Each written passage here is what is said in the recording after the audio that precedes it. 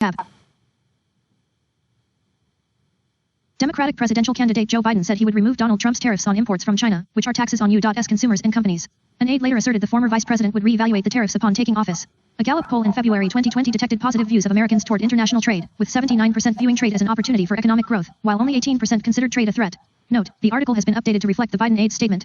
Biden's comments on tariffs came during an exchange with Lulu Garcia-Navarro, who hosts Weekend Edition Sunday and is a host of National Public Radio's, NPR, morning news podcast Up First. Some have said Trump's stance is a good one to counter China's influence, said Garcia-Navarro. Would you keep the tariffs? No. Hey, look, who said Trump's idea is a good one? Said Biden. Manufacturing has gone into a recession. Agriculture lost billions of dollars that taxpayers had to pay. Biden laid out a multilateral approach to dealing with China's trade practices and criticized the Trump administration's unilateral approach. We're going after China in the wrong way, he said.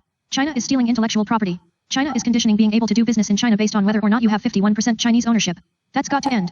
I spent a fair amount of time when I was vice president with President Xi because the president wanted me to get to know him. He's no Democrat with a small d at all. Garcia-Navarro asked, if you scrap those tariffs, what do you want in return, or are you just going to scrap them without any concessions? No, here's the deal, said Biden, who questioned the premise. The question is what is the appropriate behavior that they have to engage in international relations, in international trade with us, and they have to play by the international rules. And what we have done is we have disarmed ourselves. We make up 25% of the world's economy, but we poked our finger in the eyes of all of our allies out there, said Biden, referring to the tariffs the Trump administration has imposed on allies in Canada, Europe, and Asia.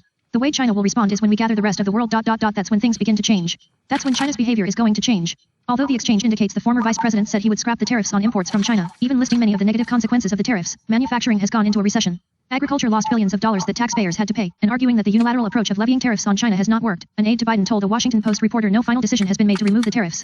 His position is unchanged. He would re-evaluate the tariffs upon taking office. He was obviously responding to the notion that Trump's stance is a good one to counter China's influence, said the aide, according to Michael Skruer, a national political reporter at the Washington Post. I'm actually kind of surprised it took so long for his staff to say he didn't say what he said, and to replace his opinion with their own, tweeted Brian Riley, director of the National Taxpayers Union's Free Trade Initiative. Host Lulu Garcia-Navarro's follow-up question indicates she believed the former vice president had said he would scrap the tariffs on China. Biden has good reasons to remove the tariffs the Trump administration has imposed on China and America's allies in Europe and elsewhere. Manufacturing has not fared well under Trump trade policies. Research shows the Trump administration's tariffs on steel and aluminum, which were directed primarily at many of America's allies rather than China, raised prices and reduced employment in industries that use steel and aluminum. Estimates from a study released in December by Aaron Flan and Justin Pierce at the Federal Reserve Board of Governors show that by mid-2019, increased input costs due to the steel and aluminum tariffs are associated with 0.6% fewer jobs in the manufacturing sector than would have been the case without the tariffs, according to economists Lydia Cox of Harvard and Kitty Russ of the University of California, Davis.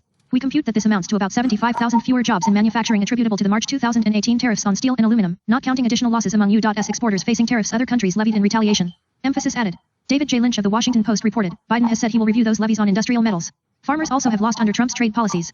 After the Trump administration imposed tariffs on Chinese goods, China retaliated against U.S. agricultural products, resulting in a 74% decline in U.S. soybean exports to China in 2018. The hardship to farmers across the Midwest, in Trump's view, hurt him politically. He used the Commodity Credit Corporation to dole out $28 billion to farmers as of January 2020. The Trump administration provided more taxpayer dollars to farmers financially damaged by the administration's trade policies than the federal government spends each year building ships for the Navy or maintaining America's nuclear arsenal, according to a National Foundation for American Policy Analysis.